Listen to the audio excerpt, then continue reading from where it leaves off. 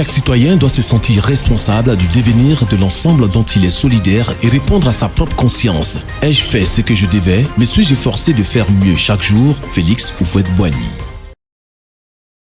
La semaine dernière, vous vous en souvenez sans doute, nous avons commencé à parler de l'injustice dans ses généralités. Nous l'avons défini, nous avons évoqué les noms qui lui sont associés, les adjectifs correspondant à l'idée véhiculée par ce mot, les verbes qui lui sont associés, les expressions traduisant l'idée d'injustice et les proverbes qui y sont relatifs. Dans l'émission de ce jour, nous parlerons des 3 points suivants. Pourquoi l'injustice, c'est-à-dire les causes de l'injustice, quelles en sont les conséquences et quels remèdes l'on peut y apporter. Commençons par les causes. Pourquoi il y a l'injustice? Qu'est-ce qui cause l'injustice? Il existe plusieurs causes. Sans qu'il soit nécessaire de toutes les mentionner ici, on peut, parmi ces causes, citer la cupidité et l'avidité qui poussent à faire du tort aux autres, les préjugés qui portent à émettre des jugements hâtifs et injustes sur les autres, ainsi qu'à des discriminations de toutes sortes, la violence et l'agressivité qui portent atteinte de façon gratuite à l'intégrité morale et physique des autres, la corruption, à laquelle d'ailleurs nous consacrerons de longs développements dans les émissions à venir, la corruption qui détourne l'argent qui aurait dû servir au bien public, les inégalités sociales dues à des systèmes économiques et sociaux qui favorisent certaines personnes au détriment des autres, l'exploitation des plus faibles qui les maintient dans la précarité et l'indigence, la marginalisation de certaines catégories de personnes considérées comme non productives. Voilà quelques causes de l'injustice. Vous en trouverez sans doute d'autres. Quelles en sont les conséquences? Quelles sont les conséquences de l'injustice après avoir cité ces causes non exhaustives? Ces conséquences sont généralement appréhendées à 4 niveaux.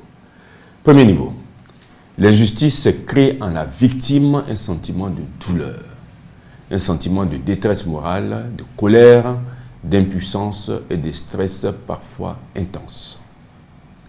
Deuxième conséquence, l'injustice est à l'origine de la diminution de l'estime de soi et de l'autodévalorisation, créant chez la victime le sentiment de ne pas être à la hauteur.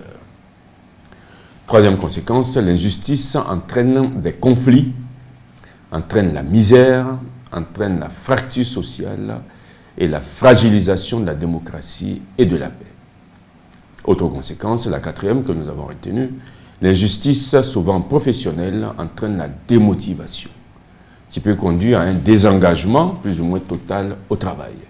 Ce sentiment d'injustice, en plus d'affecter le travailleur, affecte également la performance de l'organisation dans laquelle il travaille. Face à cela, que peut-on faire? Face à cela, que doit-on faire? Plusieurs pistes peuvent être avancées.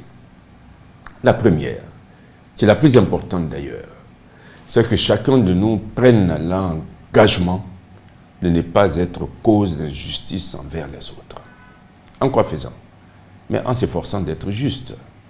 Et à cet égard, nous vous renvoyons aux émissions numéro 20 et 21 de ce programme consacré à la justice que vous trouverez aisément sur la chaîne YouTube.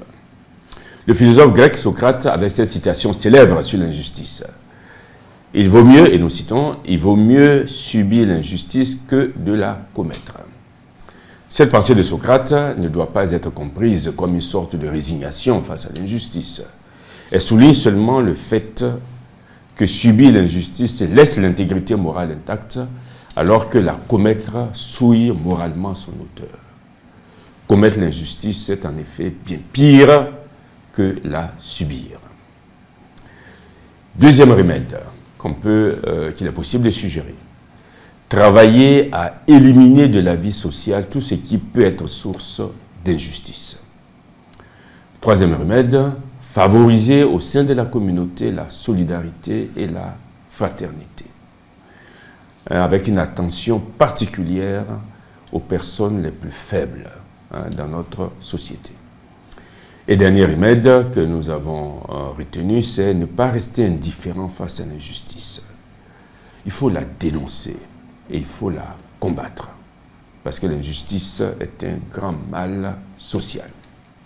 Avec cela, nous finissons les 2 émissions consacrées à cet autre mal social que l'injustice. N'oublions jamais que l'injustice entraîne la frustration.